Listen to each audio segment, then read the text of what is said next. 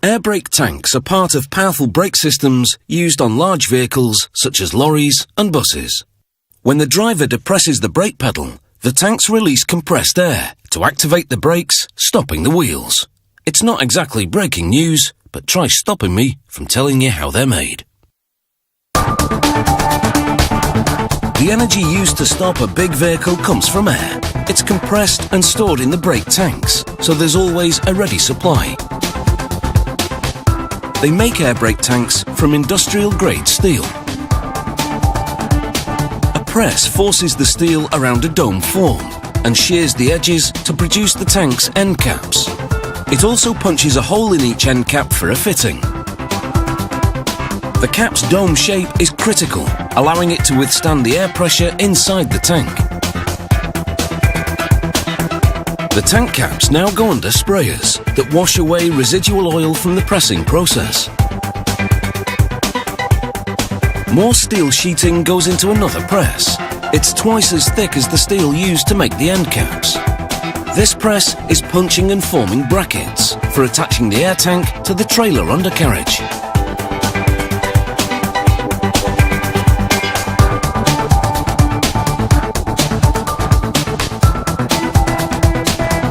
It takes 6 punches to shape the flat sheet of steel into the curved brackets.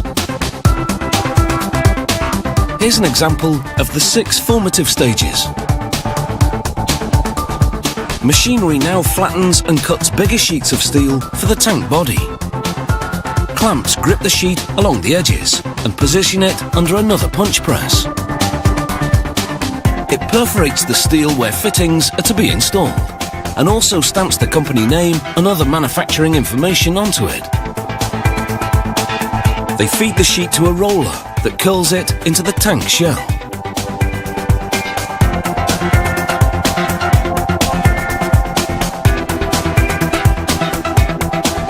The worker clamps it into a fixture. A carriage moves a welding torch overhead to join the ends and create an airtight seam.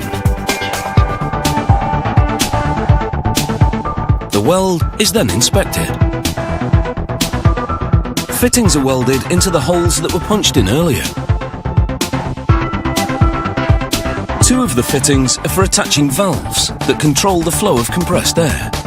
The 3rd fitting will be used to connect a line for draining water formed during air compression. A metalworker reinforces the fittings with large collars that help the connections withstand any bumps in the road. He places the brackets and end caps in an automatic welder. It fuses the bracket to the cap, one for each of the air tank's end caps. With both end caps now installed on the cylindrical shell, it's time to seal the air tank.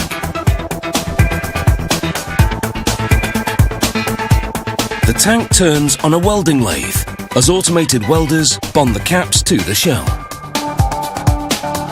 The air tank structure is now basically complete.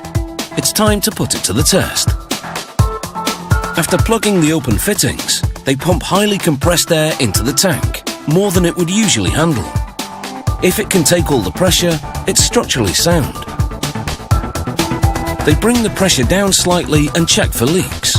Bubbles in the water around it would indicate air is seeping out.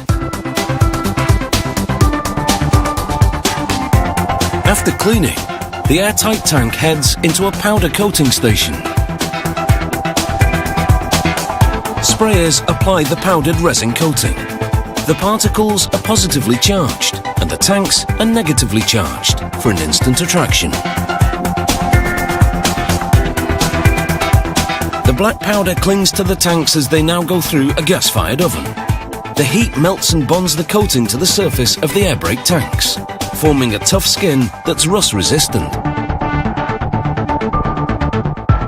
After the tanks cool, a worker inserts a long, thin paint gun through one of the fittings to spray a rust-proof coating on the inside. He then inserts plugs into all the fittings to protect the threads from damage until they're ready to make all the necessary connections. It's taken about 5 hours to produce these tanks, and now it's time to put the brakes on.